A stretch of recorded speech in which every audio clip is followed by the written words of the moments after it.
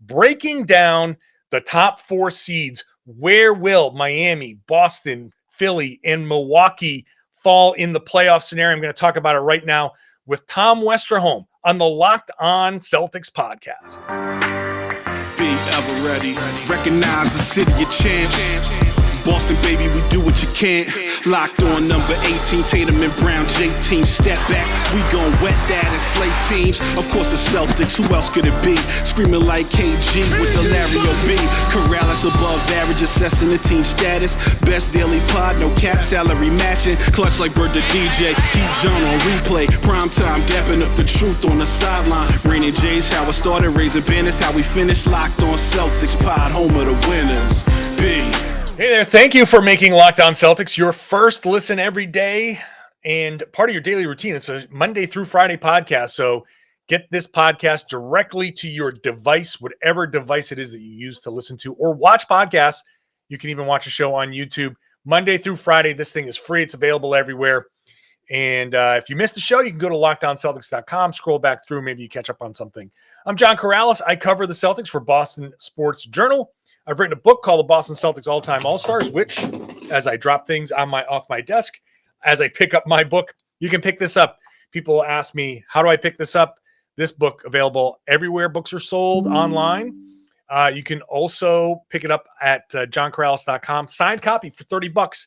Tell me what you want. I will write it on this page right here. Whoa, that is washed out on the video. I'll write on this page right here, whatever you want me to send a message to. It's a great gift for $30 for the Celtics fan in your life. Today, we're going to spend the second and third segments of the show breaking down where we think the Celtics are going to land in the playoffs here. Playoff seeding, Celtics are tied for second, 2.5 games behind Miami, tied with Philly and Milwaukee, though Philly and Milwaukee are percentage points ahead of Boston. We're going to break down all 4 top teams in the second and third segments. But let me bring in Tom Westerholm of Boston.com. There he is. So talk about this road trip, Tom. Tom, first of all, how you doing, bud? I'm good, man. I want a copy of your book signed with like an underscore joke or something like that, or something that just like I could use as blackmail against you in a future date. Like, wow, you guys, Karalis, this is problematic that Karalis signed my book this way. Yeah, absolutely. I can. Let's see. Just name the group or groups you want me to offend. I'll do it in underscore fashion. All right. I see no way that this is a bad idea. I think this is great. I think it's a good idea. Cool. Yeah, we'll be in touch. I'll have my people get in touch with your people. Yeah, that's on the way. Cool. I'm good, man. Thanks for asking. Yeah, great. I'm being nice, and you're trying to insult me and get me into trouble. Not a problem. I'm used to it because I've known you for a while. So the Celtics 4-0 on this road trip. We talked a little bit about this trip before they left. I feel like I don't know how many people picked 4-0. I thought maybe people thought 3-1, but 4-0, and not just 4-0. In the fourth quarter of the OKC game, notwithstanding, I personally think they ran out of gas. I thought this was, for 3 games and 3 quarters, a pretty dominant road trip. Yeah, I think ran out of gas, just kind of however you want to phrase it. I mean, I think they just didn't have the effort that they needed to keep Shai Gilgeous-Alexander from scoring in that final quarter. And you know what? That's fine. They did the work for the first 3 quarters.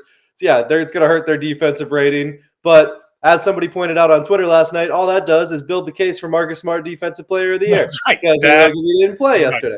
So realistically, it was a team effort by them to win the game and then summarily to boost Marcus's DPOY chances. But no, I mean, look, this, like you said, you didn't know who was going to, pick 4-0. I mean, we kind of did. We hinted that a 4-0 stretch was possible. I know you may have forgotten with your daily podcast and everything, but those of us who were only on twice a week remember. Yeah, they all run together.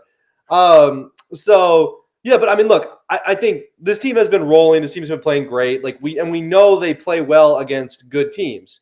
So it's not like it's like they've been taking things one game at a time. It feels like they've been sort of, you know, all the basketball cliches, one game at a time, Sure. playing the right way. But all that stuff does They're add all up. bought in. Yeah, but all those cliches, like they really do add up. Like there's a reason that they're cliches. Like they do matter. It does matter to take things a game at a time, and it does matter to play the right way. So, I mean, look, we know they can beat teams like the Warriors. We know they can beat teams like the Nuggets.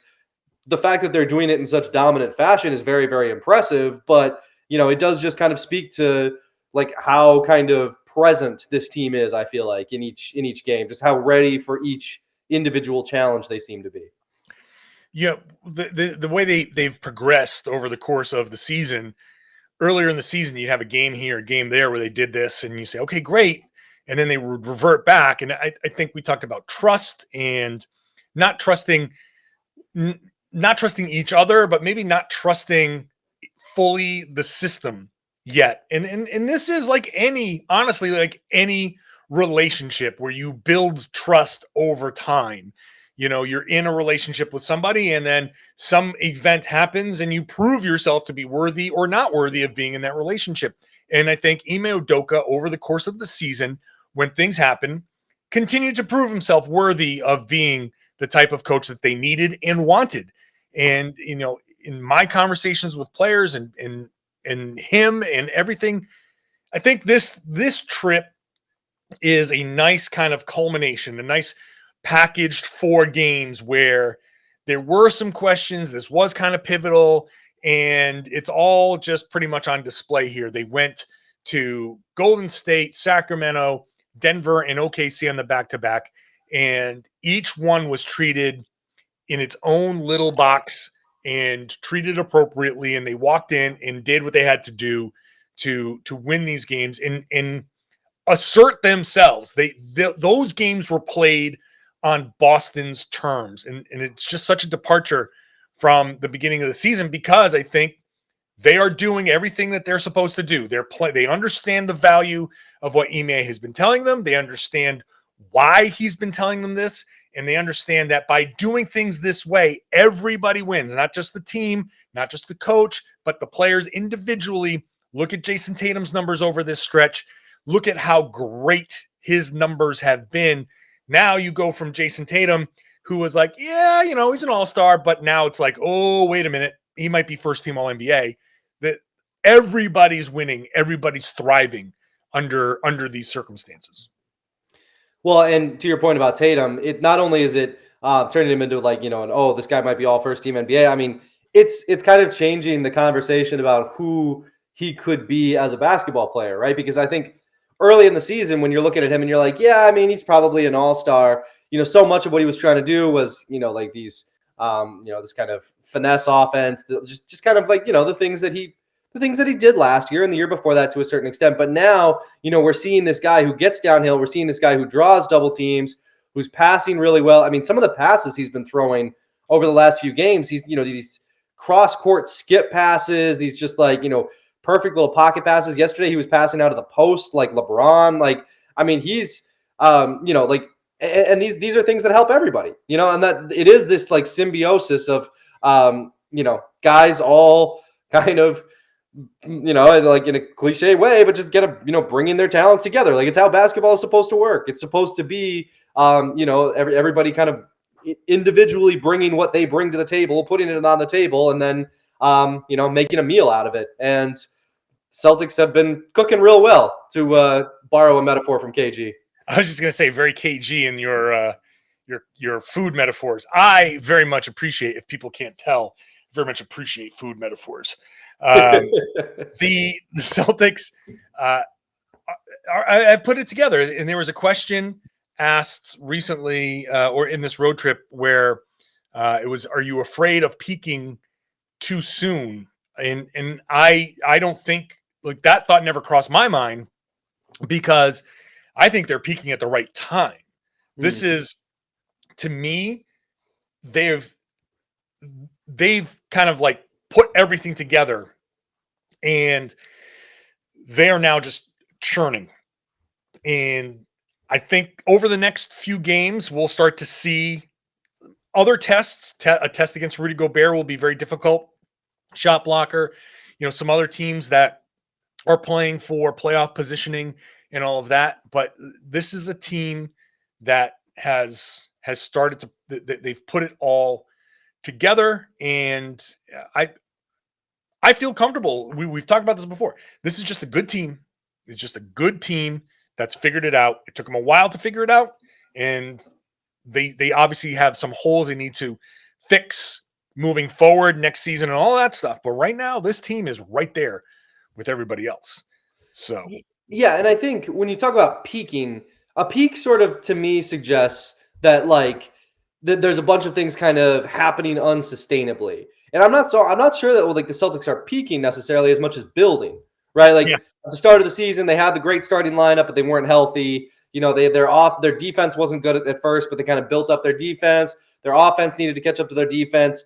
They needed to rebuild their bench, so they did that. Tatum had to kind of become the current iteration of himself. Now that all of those things have come together, it doesn't feel like something that's peaking. Almost to me sounds like, okay, guys are getting hot. But I mean, and Tatum's hot, unquestionably. He's been on a heater for quite a while now. But it's more than that. It's like they've built things that they can stand on, so that even if Tatum, does have an off night in the playoffs, or even if he has 2 off nights in the playoffs, they've still built their defense to a point where they're going to have a chance to win. Even if he is whatever it is, 11 for 27 or whatever it is, and whatever he ends up being, they've put together other things, other structures that can hold them above water, beyond just a guy getting hot from 3 or whatever it might be. Yeah. And so now we're looking at how the Celtics stack up in this stretch run going up against Miami, Milwaukee, Philly. Where does all of this lead Boston? They've built to this point. And we'll figure out where they are moving forward as we continue the Locked On Celtics podcast. We'll break down the remaining strength of schedule and all that stuff for all 4 teams. First, let me tell you about PrizePicks. PrizePicks is daily fantasy made easy. It's a great app. People have come up to me. They love it so much. They came up to me in the garden talking to me about how much they love PrizePicks, because what you do is you pick 2 to 5 players, your over-under projections, and you can go from NBA to college basketball to soccer, NHL. You can mix and match. You can combine these picks. You pick 2 to 5 players, and you can combine sports. And you have a few different kind of options for how you want to combine the sports, and you can win up to 10 times on any entry. Picks can be made in 60 seconds or less.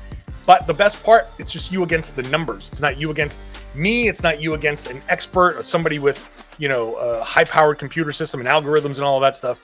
It's you against the numbers. So any prop that you can think of, and it's in if you want and you win, safe, fast withdrawals, very quick to get your money on PrizePicks. So for a limited time, PrizePicks has an exclusive no-brainer of an offer for all Locked On Celtics users. You get $50 for free if a player in your PrizePicks entry scores a single point. You have to use the code NBA, right? Very simple. It's basically free money. It's an exclusive offer to Locked On fans. Sign up today. Use the code NBA for $50 for free if a player in your first PrizePicks entry scores a single point. Go to prizepicks.com or download the app. It's on the App Store. It's on Google Play. Make sure you use that promo code NBA. You'll get $50 free if one of your players in your first PrizePicks entry scores a single point.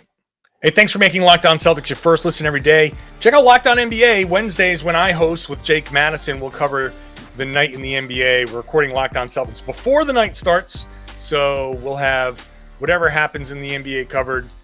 Plenty to talk about. Some real or fake. We do real or fake every Wednesday. I'm sure we'll talk about the New York Knicks and Julius Randle. There's plenty to talk about there. So everything NBA covered on Locked On NBA. Rotating hosts all week. Check it out wherever you get your podcasts. And it's on YouTube as well, just like this show. Let's bring Tom Westerholm back to discuss. I wrote this on Boston Sports Journal, so we'll break it down right here as well. There's 4 teams in the top 4 here, 4 teams battling it out within 2.5 games. Miami's in first. Philly, Milwaukee, Boston, all 2.5 games back. Boston has 9 games left in their schedule. Milwaukee and Philly, they have 11 games left on their schedule. So Celtics kind of kick back. They don't really control their own destiny. But let's look at this, Tom, and start at the top and try to figure out where things are going to go. So Miami, their remaining strength of schedule is 15th, middle of the pack. So they have some easy games there. They have 10 games left. They have a 2.5 game lead. Golden State, New York, Brooklyn on a back-to-back, Sacramento, at Boston, at Chicago, at Toronto on a back-to-back, Charlotte, Atlanta, and at Orlando. And I think that schedule is just easy enough where with 9-10 games left depending on these teams, it's going to be hard for those teams to make up, basically to outplay Miami by 3 full games over the course of the last few weeks. I think, and according to playoffstatus.com, their highest probability finish is an 85% chance that they finish in first place. I think that's pretty accurate. I think they're going to finish in first. What do you think? Yeah, I think especially when you factor in that, you can't. It's always funny with these strength of schedule things because I don't know about you, but I always look at it as like, okay, so Celtics have 6 games against tough opponents, 2 against easy opponents. That means they're going to go 2-6 over this stretch. It's just like this. That isn't how this works. The Heat will probably beat a couple of the good teams too. So yeah, right. I think first seems reasonable for them. They've been playing well all season. They kept it consistent, pretty much across the board. I believe last time I looked, I believe they had the second best record against playoff teams in the Eastern Conference, right behind the Celtics. But so yeah, I think predicting the Heat to finish first. Look, it's not a huge lead, but it's probably enough with only 9 games remaining for the Celtics. Yeah, I think that's fair. And they're 20-18 against teams above 500. So Philly has a good record against teams above 500. Boston has the best record against teams above 500. But it's good enough where you think, all right, they should hold on. Now, I think there's one caveat here that a lot of this does depend on, well, what does Milwaukee, what does Philly, where do they land on resting guys? Where are they jockeying for position? So some of these games, their losses, this so-called strength of schedule, it's not entirely, the most indicative thing. But when we look at Boston, let's do Boston next. Their remaining strength of schedule is the toughest remaining, according to Tankathon. With the Memphis, they're 2 easiest opponents. They should win. Indy and Washington. Boston has Utah tomorrow or tonight when people listen. Yep. Minnesota at Toronto on a back-to-back. So home and then road back-to-back. Miami, Indy, Washington, all home games. At Chicago, at Milwaukee on a back-to-back. At Memphis to close the season. So that's a tough schedule. Utah has something to prove. Minnesota's fighting for playoff position. Toronto's trying to fight to get out of the play-in. Miami, if they're trying to hold on to first place, so there's a lot of teams fighting for something here. I think it's going to be hard for Boston. When we look at the playoffstatus.com highest probability finishes, they have a 28% chance of finishing third, 24% chance of finishing fourth, and a 23% chance of finishing second.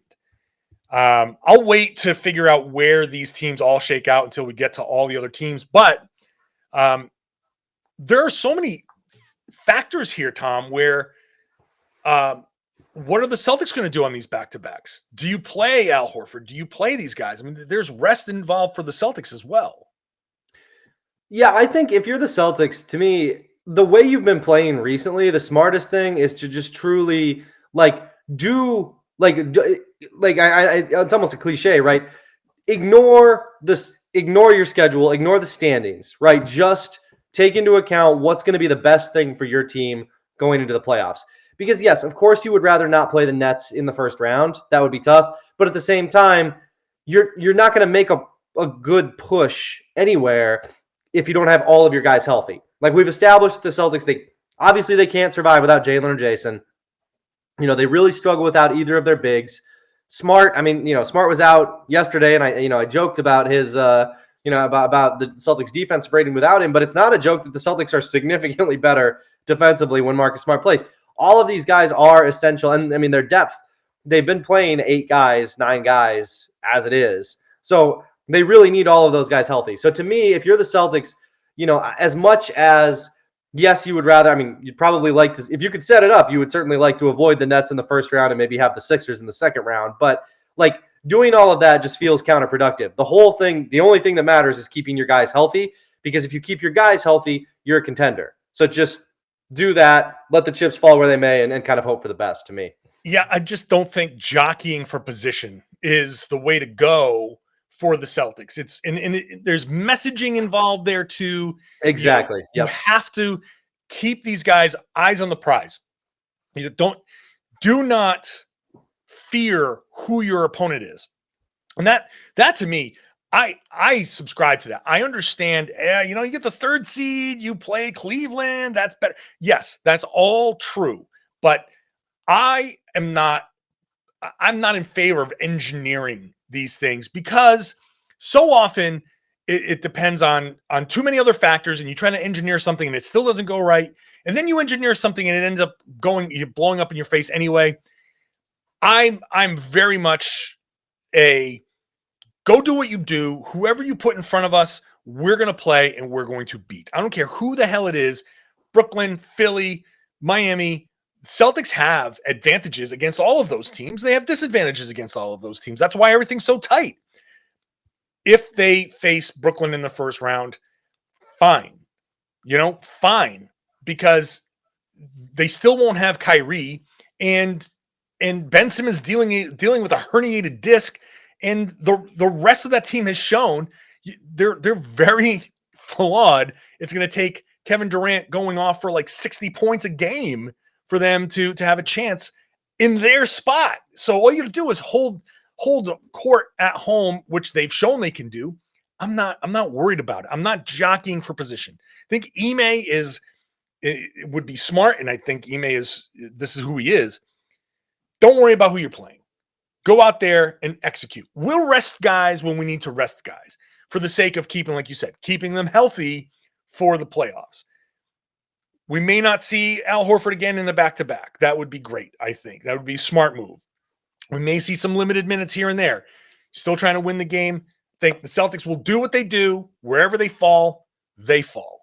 Where that matters is what's Milwaukee going to do? What's Philly going to do? The Celtics have a game. Like I said, they have a game against Miami in this.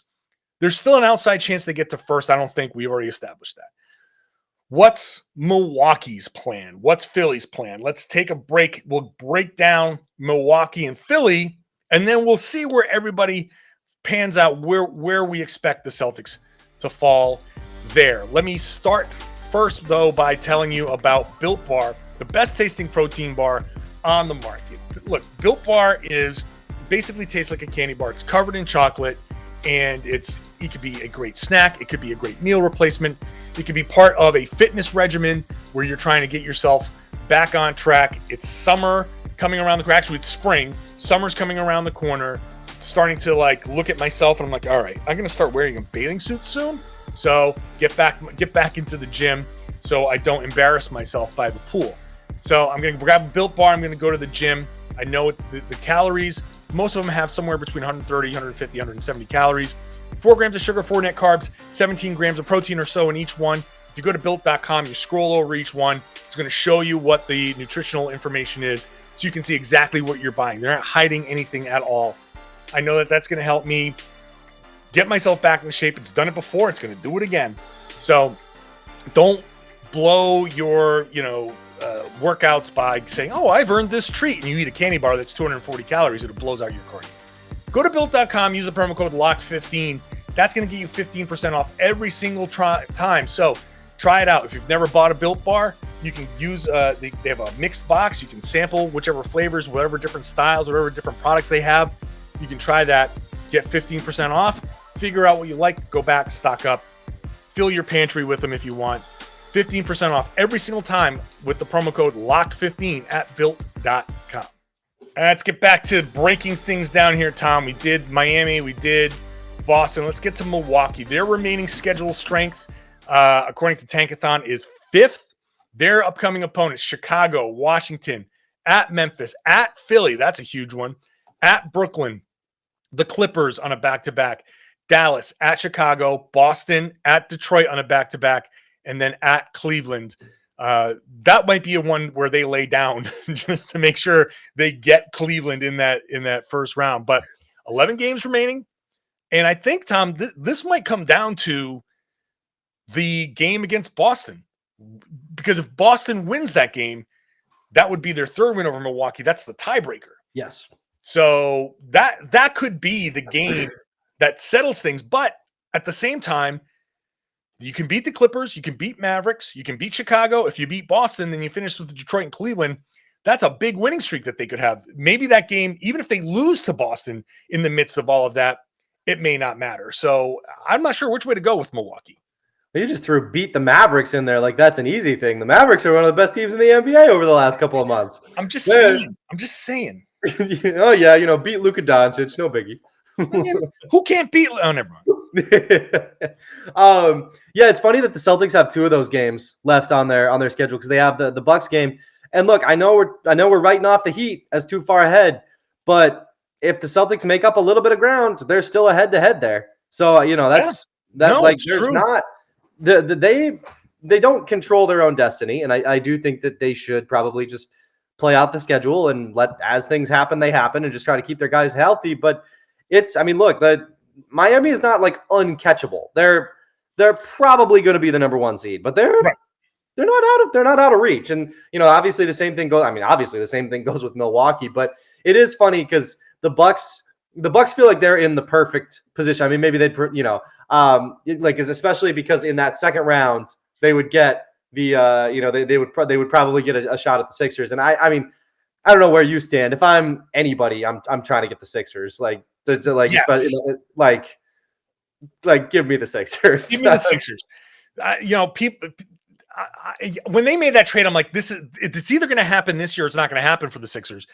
That I'm having watched them since the trade, they haven't fixed any of their flaws necessarily. They just made their offense better, but they haven't fixed any of their flaws. And if their offense still isn't clicking, if it's not having a good night, which Harden hasn't had in the playoffs, yep, then there's.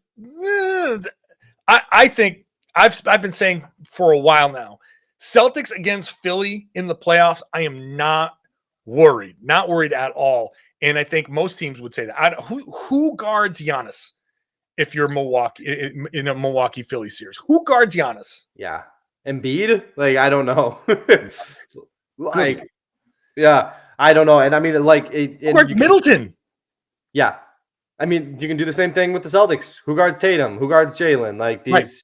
And yeah, it's like for the Celtics, it's Al Horford's a little older, so who knows how he'd hold up over, somewhere between 4 to 7 games. But I don't know, man. That pairing feels very beatable to me, especially given Harden's playoff struggles, which and he's not the same Harden that he was in 2017. So you're getting 5 years older James Harden, who also, we still have no proof that he's going to be good in the playoffs. I don't know. I would for sure, if I'm the Celtics or the Bucks or the Heat, be angling for that Sixers, especially in the second round, if I could. I feel like Milwaukee has the best path towards engineering their playoff seed. If any of these teams, like Boston, shouldn't. Milwaukee they're the reigning champions, so there's a little less of that message to send. This is more like, hey, we've done it before, we know what it takes. Let's kind of, if we have this opportunity to rest Giannis, and it's a little easier with them. You rest Giannis. You just do that, and there's your loss. And if Milwaukee really wants that 3rd seed, I think they really have the best chance to engineer that. And you look at the probability by playoffstatus.com. their best probability is that third seed, 27%, 26% chance at second, 22% chance at fourth. So less likely that they drop all the way down to fourth. Now let's factor in the Philadelphia 76ers, who of these four have the easiest remaining strength of schedule and one of the easiest remaining schedules in the NBA. They're 24th as far as that goes. Upcoming games at the Lakers, at the Clippers, at Phoenix, Milwaukee, at Detroit, Charlotte, at Cleveland on a back-to-back, at Indy, at Toronto, then Indiana and Detroit to finish this. It just feels like no matter what they do to try to, like, you can rest Embiid and Harden, but they did that last night and they beat Miami. So if okay, Miami. Yeah, really? Right. That's I think if anything shows like and you can say, you know, there are a lot of things you can say about that. You know, you took sure are. But whatever. It does raise some eyebrows. Like, oh, so there's no team that should be absolutely feared in the East. Each one of these teams is beatable in its own way. Philly, I don't think, no matter what they do, I just don't think they can lose enough to finish below third, right? So I think it's second or third. The Lakers, they should beat the Lakers. They should beat the Clippers. It is wild to see the Lakers on the easy side of Isn't it? Like to have remaining opponents, and then the Lakers are on the Lakers are not on the tough side. Even if they go 500, I just don't think you got Detroit, Charlotte, Cleveland, Indy, Toronto, Indy, Detroit to finish the season. Detroit's been tough for sure, but still you should be beating all of those teams, with Toronto being the toughest of them. But still, Toronto is fighting to get out of the play-in. Those are all beatable teams. And that's what, seven games to end the season. Philly finishing the season on a 7-game winning streak, not out of the question. And if Milwaukee decides to rest that night, then that could be an 8. So in all of this, and let me give you the probability, the second seed is the Philly's best chance at 35%, with second seed at 27% and third seed at 24th. So I don't know. Sorry, the third seed is their most likely, or the second seed is their most likely. 35% chance at getting the second seed. Okay, based on strength of schedule moving forward and all of that. And I think that's accurate. I feel like that's kind of where we're looking at this, and it would take something egregious by the Sixers to fall out of that second seed. I mostly agree with you. I guess the only counter I have is that I think it's not impossible that the Celtics just keep on rolling. Like they keep beating teams. They just had this 4-game road trip. They went out and they went 4-0. And I mean, even in your most optimistic, you would just kind of assume that a West Coast trip, you don't usually sweep West Coast road trips. They're tough because it's all that travel and everything. So, I mean, yeah, I think to say I don't think there's just no way that the Sixers. I think I could see, and the Sixers too. I mean, do you 100% trust them to beat the Pistons both times? Do you? I mean, we've seen the Pacers be kind of tough. I know they're not a good team, but we've seen them play kind of tough. Do we trust the Sixers to get out and defend all those shooters and to play fast? I agree with you that it's the most likely scenario for sure. But I'm not ready to write the Sixers into a bunch of wins right now. Sure. Look, do I trust anybody to do anything right now? No, I don't trust anybody in the East to do any. It's so convoluted. The Sixers, though, they still need to play. They still need to play Embiid and Harden together to get that chemistry. They still need to get those guys out there. That's true. Just got them, and they can say, "Well, we're going to try to engineer." What's more important for the Sixers, to drop down to the third seed, or to make sure they figure out how to play Harden and Embiid together, and Harden and which combinations work. Like, they have a lot to figure out still, and not a lot of time to do it. I think they have to start playing hard. They have to play the Lakers hard. They can't go out there and start messing around, because the more you mess around, the harder it is to turn it on, because you don't have that chemistry together. And more than anything, like, Harden can figure it out and B can figure it out. But Tyrese Maxey has to figure out how to play with these guys. George Niang needs to figure out where Harden's going to start throwing that pass from, and where does he need to be? At what time does he need to slide up? And all of those little tiny things. Philly needs to figure out all that little ancillary stuff. They can't be messing around with seeding. Like, Milwaukee can. Yes. Boston shouldn't, and Philly can't. Like, that's how I see the seeding moving forward. So that's why I think Philly, based on their strength of schedule, I look at it as Philly number 2, Miami holds on for number 1. Think Milwaukee hangs in there and engineers their way to the 3rd seed, and Boston falls to 4, but it's all like one game apart. It's going to be very, very close. And I think Boston falls to the 4 seed, which, by the way, not a big deal, because you play Chicago in the first round, and then maybe you still get, if you're the 4th seed, you get the 1 seed. So if you get Miami in the second round, I'm okay with that. I'm okay with facing Miami. I'm very okay with that.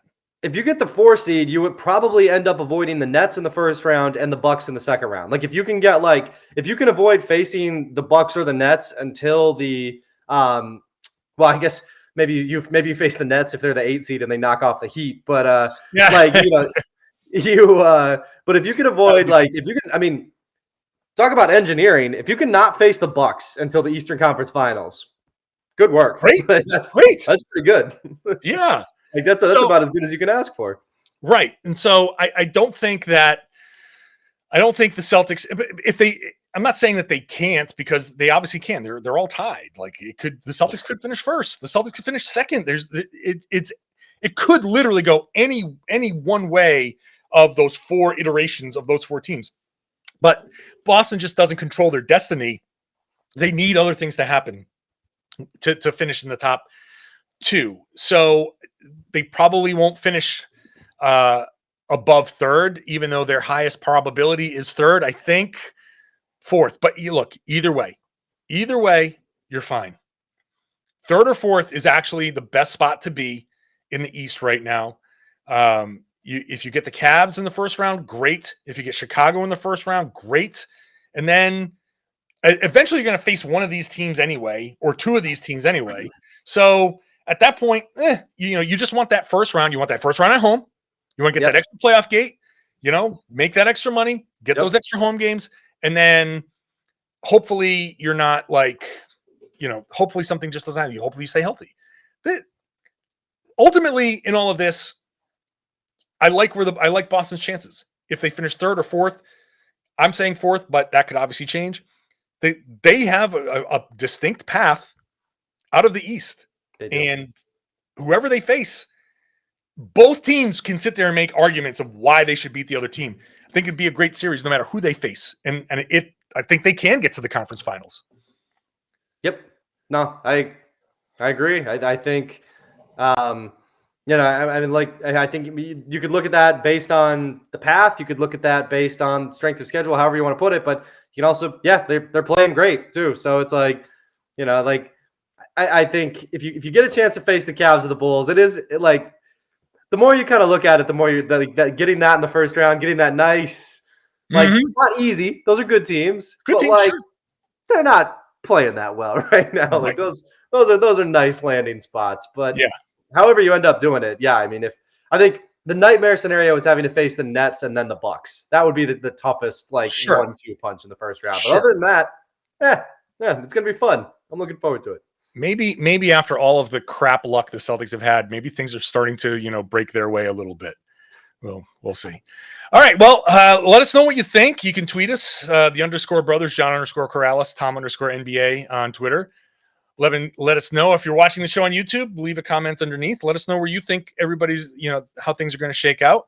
And then we'll go from there. Tom, thank you for hopping on again to help us break this down. Of course, man. Thanks for having me.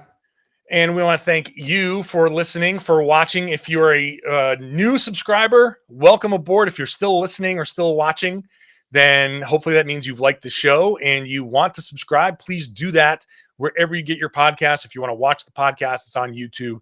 So thank you for doing that. If you are watching the show on YouTube, please hit that thumbs up thing, because that really helps pump up it's all about feeding the algorithm. I need to feed that algorithm, so help me do that. And of course, sharing the podcast, telling your friends, telling everybody that they should be listening to and watching the Locked On Celtics podcast here on the Locked On Podcast Network.